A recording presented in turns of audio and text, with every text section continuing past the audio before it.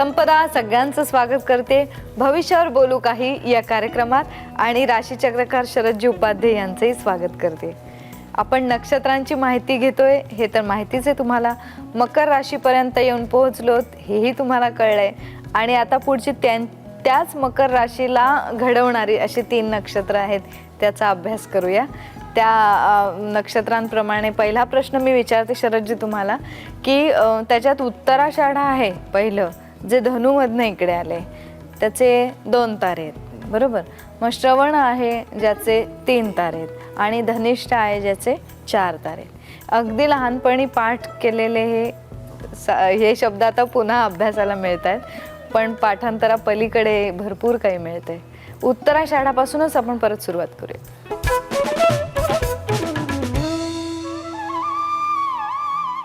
मूळाचा जे काय वर्णन होतं ते मूळ म्हणजे तुला असं वाटलं असेल काय जबरदस्त माणूस आहे, पण मूळ नक्षत्राच्या मुलांना मागणी घालणाऱ्या मुली मी पाहिलेत। त्याच्यानंतर पूर्वाषाढा हेच त्या मनाने सौम्य होत जातं आणि उत्तराषाढा जस्ट सुरुवात होते आणि धनुराशी संपते। आता त्या उत्तराषाढाबद्दल आमचे बुजुर्ग काय म्हणतात बघूया आपण। यांनी इतकं सुरेख वर्णन केलंय उत्तराषाढाचं आणि पटण्यासारखं आहे। विद्वान आहे म्हणजे धनुराशीच्या गुरुच्या अंमलाखाली असलेलं हे नक्षत्र विद्वत्ता दाखवते। आपण हाच प्रकार काय पाहिला होता की बुद्धिमान नक्षत्र एका राशीत पाहिलं होतं आपण पुनर्वसू आणि इथे आपण पाहिले हे ज्ञानी आहे। बुद्धिमान माणसं ज्ञानी असतीलच असं नाही, स्मार्ट असतात। ज्ञानी माणसाला पॉवर ऑफ एक्सप्रेशन असेलच असं नाही, पण उत्तरा हा ज्ञानी म्हणजे सारखी माहिती घेणं, इन्फॉर्मेशन, देअर इंटरेस्ट आर लिजन असं म्हटलंय। फौजच्या फौज अशी त्यांना ज्ञानाची आवडते। आता हे ज्ञानी म्हणत असताना विद्वान पण आहेत ते। उत्तराषाढा नक्षत्र धनुमध्ये जेव्हा असतं त्यावेळी ते ज्ञानी आणि नम्र आहे, पण ते मकरे जेव्हा चालू होतं तेव्हा अनेक मित्र असणारा कृतज्ञ, सुभाग्य, मजबूत आणि लष्करी बाण्याचा। इथे तुला जरा मकरेमध्ये असं वाटेल हे काय मकर तर आम्ही शनीची राशी म्हणतो, पण ते नक्षत्र जे तेवढी व्याप्ती आहे 10 अंशापर्यंत त्यात लष्करी बाण आहे। आता लोकांना कळेल की मकर राशी सारख्या शनीच्या राशीत मंगळ उच्चीचा। पूर्ण अभ्यास करायला तुला लक्षात येईल मंगळ आणि शनी शत्रू आहेत, मग मकर तो उच्चीचा कसा? तर मकर ही जी शनीच्या अंमलामुळे लथार्जिक झालेली आहे, स्टेल, नर्वस, तिच्यात मंगळ चैतन्य आणतो। खूप थंडी पडलेली आहे आणि अचानक अग्नी आणला कोणीतरी, जरा धुगधुगी येते छानपैकी। तसं हे उत्तराषाढा नक्षत्र लढवई आहे, लष्करी बाण्याचं आहे आणि मग धनुचं सगळे ज्ञान वगैरे भाग त्याच्यामध्ये येतीलच। फक्त मूळमध्ये जो अटॅक आहे धनुचा तो उत्तराषाढात नाही, म्हणून उत्तराचा पहिला चरण असलेली माणसं ही बरीचशी लढवईपणावर पण जातील, पण तेच कंटिन्यू मकरीत पण होतं। म्हणून मकर राशीचं निराशाजनक वर्णन 10 अंशापर्यंत लावू नये। हे 10 नंतर तुम्ही मग श्रवण चालू होतं तेव्हा त्याचं स्वरूप बदलतं। आता पुन्हा एक मला इथे मुद्दा सांगायचा आहे, श्रवण नक्षत्र मकरेमध्ये खूप चांगलं आहे। एकूण मकर राशीचं वर्णन निराशाजनक, अपयशी, कुठली गोष्ट लवकर न होणार वगैरे केलंय। श्रवण नक्षत्राच्या बायका अतिशय सुंदर दिसतात, जनरल बोलतोय मी। श्रवणेमध्ये चंद्र असेल, श्रवण नक्षत्रात बुध असेल, श्रवण नक्षत्रात नेपच्यून असेल, विलक्षण अपील होणारं एक सौंदर्य असतं। कळलं बोलणारं सौंदर्य दिसतं, कळलं पहाडी दिसणारं असतं, अपील होणं कळतच नाही आपल्याला, खूप व्यक्ती छान वाटते आपल्याला। हे त्या श्रवणाचं फळ आहे। नेमकं अलीकडे संशोधन झाल्याप्रमाणेच बुजुर्गांनी लिहिले हे श्रीमान नक्षत्र आहे। श्रीमान सगळ्या अर्थानेच, व्यक्तिमत्वाच्या वगैरे सगळ्याच बाजूने। हे कांतिमान, पुराणप्रिय, ईश्वर भक्त, आचार संपन्न आणि कर्तृत्वान आहे। शनीचा अंमल असल्यामुळे खूप दुःख भोगलेली माणसं मॅच्युअर होतात। ही मॅच्युरिटी तुला श्रवणमध्ये मिळेल। मग श्रवणच्या बायका दिसायला चांगल्या असतात असं म्हणताना त्यात चंद्र जेव्हा असतो, चंद्र नक्षत्र श्रवण आहे, तेव्हा इतका आनंदाचा भाग त्यांच्या चेहऱ्यावर दिसतो. मग श्रवणामध्ये मंगळ चालेल? चालेल ना, त्याला एक म्हणजे तेज आणेल त्याच्या सौंदर्याला. आणेल, पण मंगळाचा हा जो धुसमुसळपणा आहे आणि श्रवणाची शांत वृत्ती आहे, एक क्लॅश होईल. म्हणून कधी कधी नक्षत्र सुंदर असतं, आपल्याला खूप आवडते ती व्यक्ती, आणि असं असे कशी वागली व्यक्ती, असा स्वभाव नाही त्यांचा. असा हा कधी कधी राजकारणी लोकांच्या बाबतीत अनेक वेळा असतो. डिसेंट असा एखादा राजकारणी असतो आणि नको तेवढा गोंधळ घालून येतो एखाद्या ठिकाणी, तिथे हा प्रकार होतो. म्हणून श्रवण हे शुभग्रहांना अतिशय चांगलं नक्षत्र आहे. चंद्र, बुध, नेपच्यून आणि शुक्र, 4 ग्रहांपार. श्रवणमध्ये शुक्र असेल तर बघायलाच नको, अप्रतिम लावण्य मिळतं. आता पुढे धनिष्ठा. श्रवण संपतंय 23-20 ला आणि मकरेमध्ये धनुष्ठा 2 चरण आहेत आणि पुन्हा ते कुंभेत कंटिन्यू होते. त्याच्याबद्दल काय म्हणतात बुजुर्ग आपण बघूया. त्यांनी लिहिले धनाढ्य. धनिष्ठा नक्षत्राचे लोक धनाढ्य असतात असं एकतर्फी असं करता येणार नाही. बुजुर्गांनी लिहिले ते अनुभवास आलं पाहिजे आम्हाला. तर धनाढ्य म्हणजे कधी कधी धनाची अपेक्षा धन प्राप्तीसाठी भरपूर प्रयत्न करणारा, या अर्थाने सुद्धा धनिष्ठा नक्षत्र धनाढ्य म्हणता येईल. पण धनाढ्याचा अर्थ असा आहे घ्या, लक्ष्मी प्राप्तीची इच्छा असणारा आणि त्या दृष्टीने प्रयत्न करणारा मनुष्य. धनिष्ठाचे लोक प्रयत्नवादी असतात. धनिष्ठा हे नक्षत्र आहे, याला कोणता ग्रह हा छान मदत करू शकतो? परत एकदा धनिष्ठाचं वर्णन मी तुझ्या समोर ठेवतो. त्याच्या आधी मकरेपासून सुरुवात करू आपण. ते उत्तराषाढाचं वर्णन विद्वान, नम्र, धार्मिक वगैरे असं सगळं केलं होतं. कृतज्ञ, सुभाग्य, मजबूत आणि लष्करी बाण्याचा, हे 10 अंशापर्यंतचं वर्णन बाजूला ठेव. पुढे लगेच आपण श्रवण घेतलं. त्या श्रवणाबद्दल त्याने उल्लेख अतिशय चांगला केलाय. श्रीमान, पंडित, उदार, कांतिमान, पुराणप्रिय, ईश्वर भक्त, आचार संपन्न वगैरे वगैरे. आणि पुढे लगेच धनिष्ठा धनाढ्य म्हटलंय, तसं खादाड म्हटलंय. आता आजकाल खादाडपणाला काही एवढं वाईट कोण म्हणत नाही. कुठे उभं राहिलं गाडीजवळ, फास्ट फूड आहेत सगळीकडे, त्यामुळे खादाड आहे. पण गायनप्रिय पण आहे. मग गाणं हा किती वेगळा कलेचा भाग आहे आणि खादाडपणा हा कसा आहे. तर मकर मध्ये कसं 2 क्वालिटीज एकत्र येतात पहा. त्याच्या पुढे त्याने म्हटलंय हिंसक आहे पण धर्मावर प्रेम करणार. विरुद्ध बाजू इतक्या ठासून भरल्या आहेत त्या धनिष्ठामध्ये. पैशासाठी जी माणसं खूप प्रयत्न करतात ती कधी कधी अशी बनू शकतात. कामातुराणम न लज्जा न भयम म्हटलं त्याचं अर्थातुराणम न भयम. पैसे मिळवण्यासाठी जेव्हा माणसं खून करतात तर 302 लागेल माहिती असतं, तरी ते करतात. म्हणून धनिष्ठा इतकं विरोधी अशा वैचित्र्याने बनलेलं नक्षत्र आहे. हे शब्द काय सुचतो, गायनप्रिय आहे पण निर्लज्ज आहे, धर्मावर प्रेम करणारा आहे, धनलोभी आहे, स्त्री द्वेषी हा शब्द फार महत्वाचा आहे. मकर राशीत धनिष्ठा नक्षत्रात चंद्र असणाऱ्या व्यक्ती कधी कधी जोडीदाराशी मतभेद फार होतात.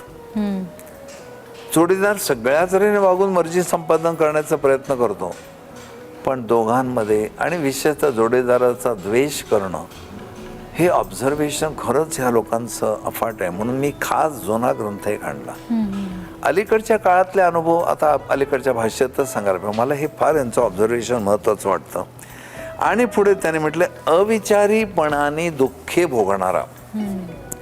खूप वेळा आपण म्हणतो कसा मी असा वागलो, कोण झालं खरं माझ्या हातून तसं, म्हणजे तुमच्या नर्व्सवर कंट्रोल नाही तुमचा. तर धनिष्ठ आहे त्या दृष्टीने थोडं पाप नक्षत्र पण म्हणतात.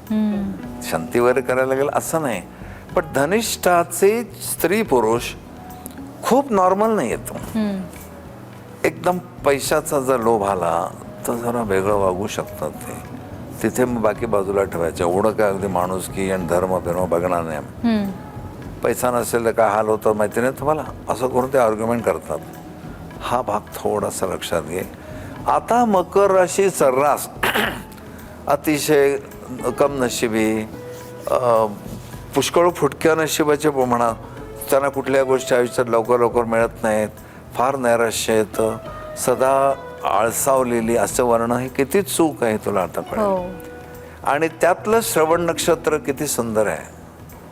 पण धनिष्ठाचे हे 2 चरण मकरेत आहेत, तर मकर राशीत धनिष्ठ नक्षत्र हे 26-30 अंशापर्यंत हे थोडं लोभी आहेच अर्थार्जनाच्या बाबतीत. पण मला एक कळलं नाही की जसं मेष रास कशी अश्विनीमुळे ओळखली जाते, तसं मकर रास ही श्रवणमुळे ओळखली जाईल का? श्रवणामध्ये विशेष करून शनी आला तर जे वर्णन येईल ते मकरेमध्ये, पण मालक शनी आहे, त्यामुळे भलेही सगळी नक्षत्र हौशी असतील, शेवटी त्याचा परिणाम दुःख हाच आहे. कारण हा शनी काय करतो, जीवाला शिवाचं रूप दाखवायचं आहे. जीवाला शिवाचं रूप हे सहजासहजी दिसत नाही, चणे खावे लोखंडाचे. मग श्रवणाचा रसिक माणूस असो का धनिष्ठाचा धनवान असो, शेवट काय दुःखच आहे. पैसे मिळाल्यानंतर फार सुखी झालाय असंही त्यांच्यात बाबतीत मिळत नाही. आणि अल्पस्वल्प धन मिळतं पण आनंदात त्या जोडप्याशी मिळतं आपल्याला. पुऱ्या राशीवर शनीचा अंमल आहे, पण त्यातल्या त्यात पुन्हा थोडंसं श्रवणाचं फळ वेगळं, धनिष्ठाची मनोवृत्ती वेगळी, त्यातले ग्रह त्यांचे वेगळे वेगळे, एवढंच. पण संपूर्ण राशीचा विचार केव्हा करतात, त्याच्यावर अंमल कोण करतो. धनुमध्ये मूळ अतिशय रागीट नक्षत्र असेल, पण मालक गुरु आहे ना, रागाची परिणती अविवेकात, अनर्थात होणार नाही. असं पण ते राशीचा अंमल बघताना ग्रह महत्वाचा, नक्षत्राचं बघताना इंडिव्हिज्युअल स्वभाव महत्वाचा. या मकर राशीचं मला हे सगळं ऐकल्यावर असं वाटलं की निदान मूळ नक्षत्र असेल किंवा अश्लेषा असेल तर शांती करून तरी काही मार्ग काढता येतो. पण बिचारा मकर राशीला उत्तराषाढा, श्रवण, धनिष्ठा हे तुम्ही एकदम खलनायक पण ठरवले. कारण आहे की त्या मकरेला ऐहिक भोग भोगावे अशी शनीची इच्छा नाही. म्हणजे ज्या ऐहिक अर्थाने आपण सगळ्या लक्की असं समजतो, तसं इथे नाही. तिथे तुम्हाला परमार्थाच्या खडतर पाठशाळेत नाव घालावंच लागेल, ते ट्रेनिंग घ्यावंच लागेल आणि मुक्तीकडे वाटचाल करावीच लागेल. तर तुमचे स्वभाव तुम्ही वेगवेगळे घेऊन या. मग ज्या बॅचला श्रीकृष्ण होते त्याच बॅचला सुदामा होता, पण संपूर्ण गुरुकुल एक होतं. बरोबर. आपण मकर राशीचा अभ्यास करतो आणि 3 नक्षत्रांचा अभ्यास झाला, पण 3ही नक्षत्र एवढी काही अगदी अशी वाटत नाहीत. म्हणून मी शरदजी तुम्हाला प्रश्न विचारते की आणि त्यात परत शनीची दृष्टी आली तर काय होईल त्या बिचाऱ्या मकरचं? शनीची दृष्टी 3, 7, 10 कुठेतरी अशा ठिकाणी शनी आहे की ज्याची 3री तरी 7वी तरी का 10वी दृष्टी पडते किंवा योग होतोय. तो योग हा भाग थोडासा अजून यायचा आपला, तर अधिक वाईट फळ मिळणार. गळबावपरी पिटिका हे उदाहरण मी तुला बऱ्याच देतो, ते जरा दाहक अर्थाने, पण आधीच उल्हास त्यात फाल्गुन मास असं मी ते उदाहरण देईन. तर शनीची दृष्टीने जर ते बिघडलं, मुळात 3ही नक्षत्रांना शनी लगाम घातलाय. तुम्ही फुरफुरा जागच्या जागी, उड्या मारा काय ते, पण मी तुम्हाला घोडदौड करू देणार नाही, कारण मी शनी आहे आणि पूर्ण 30 अंश माझ्या अंमलाखाली आहेत. मग तेवढ्या रेंजमध्ये काय करायचं ते करा. म्हणून ह्या 3ही नक्षत्रांना फ्रीडम नाही आहे. फार खडतर पाशाळ्यात नाव घातलंय त्याने. त्यामुळे तू म्हणतेस तशी दृष्टी असेल तर शनीचं कार्य सोपं झालं. शनीचा हेतू एकच, तुम्हाला बाहेर काढायचं त्यातनं आणि पूर्णपणाने मुक्तीच्या मार्गावर न्यायचं. जन्मायावे आणि मरावी किती वेळा हे असे फिरावे, स्मरत सगळ्या हरीच्या पाया, किती उगाचे फिरशील वाया. मरणाचे नित्य स्मरण असावेसे समर्थ सांगतात ना, ते स्मरण कायम असणाऱ्या लोकांना ही राशी फार लाभते. पण ते स्मरण असावे म्हणजे वाईट भीती असं नाही. काही कन्यावाले मित्राला विचारतात, काय होतं रे मरते वेळी नेमकं, तोडलं मी मेलोय का, मला कसं कळणार, असे संवाद पण होतात कधी कधी. तर ते सारखं स्मरण करणं म्हणजे भीतीदायक स्मरण नाही की मी किती टेम्पररी आलो या पृथ्वी तलावर, केव्हा जायचंय मलाही माहिती नाही, जाण्याची वेळ नक्की आहे ती मला माहिती नाही, हा आनंद. असं ते स्मरण करा म्हणजे तुमच्यातनं पाप घडणार नाहीत. शनीला उत्तराषाढा असो, श्रवण असो, धनिष्ठा असो, 3ही नक्षत्रांच्या लोकांना घेऊन मुक्तीकडे वाटचाल करायची आहे. इथलं सगळं नश्वर आहे असं त्यांना सांगायचं आहे. पण शरदजी मला सांगा की बऱ्याचदा जोडीदाराच्या पत्रिकेत जर उत्तम ग्रह असतील तर कदाचित हा मकर थोडासा उभं राहायला त्याला मदत होते. सायकोलॉजिकली बुस्टअप करणं, मानसिक आधार देणं एवढं बायका करू शकतील. हो.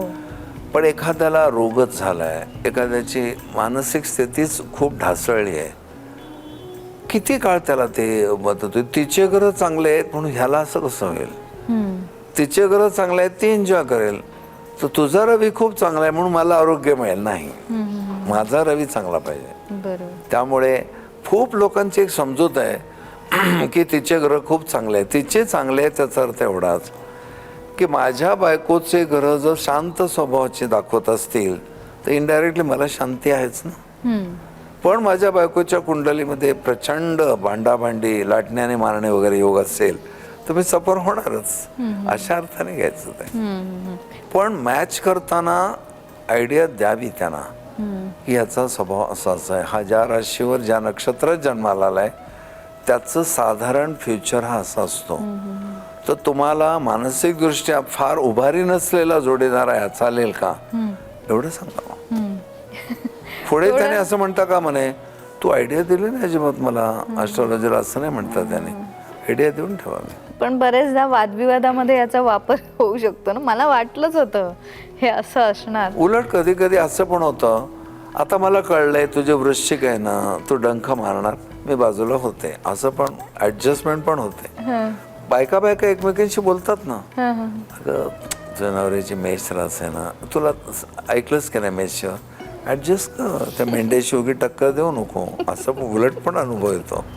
म्हणजे मला वाटतं काही दिवसांनी मैत्रिणी एकमेकींना विचारतील, आधीपर्यंत विचार कुठे नोकरीला आहे, आता विचारतील काय राशीचा आहे, नक्षत्राचा काय राशी, नेमकं काय नक्षत्र. पण ते आजही सुरू केलंय बायकांनी, केलंय ना. खूप मुली एकमेकींच्या चर्चा करतात हे ऐकून होते. तुझं लग्न झालं, तो मूळ नक्षत्राचा तुला अनुभव येतात का ग तसे काही. म्हणजे मुली आपल्या नवऱ्याचे नक्षत्र सांगून पण मोकळ्या व्हायला लागल्यात. माझे तर मैत्रीचे हे पूल ठरलेत आता. अच्छा. समोरच्याचं निरीक्षण करून तुझी अमुक रास आहे का, अमुक नक्षत्र. पण आनंद मिळतो की नाही ज्यावेळेला शास्त्राची प्रचिती येते की बाबा उत्तराषाढ नक्षत्राचा माझा मित्र बरोबर तसाच वागतोय, ही अनुभूती येते, तेव्हा हात जोडले जातात ज्यांनी शोधलं त्यांच्या पुढे. पण एक योगायोगाची बाब असेल, धनिष्ठा हे जे नक्षत्र आहे पुन्हा धनवान याच्याकडे जातं, किंवा अशी काही नावं आपल्याला अशी सापडतात की ज्याच्यात त्याचा अर्थ दडलाय, जो शब्द आहे अर्थ अपेक्षित आहे पण त्याला बाकीचे सगळे ग्रह फेवरेबल आहेत का हे बघायलाच पाहिजे. बरोबर. धनिष्ठाच्या मनुष्याला खूप धनवान होण्याची अपेक्षा आहे, कदाचित योग असतील, पण नेमका त्याचा धनाचा कारकग्रह शुक्र मृत्यू स्थानात आहे, त्रिक स्थानात आहे, उपयोग काय. त्यामुळे तुमच्या अपेक्षा ज्या आहेत त्याला वास्तवता साथ देते का हे बघायला पाहिजे.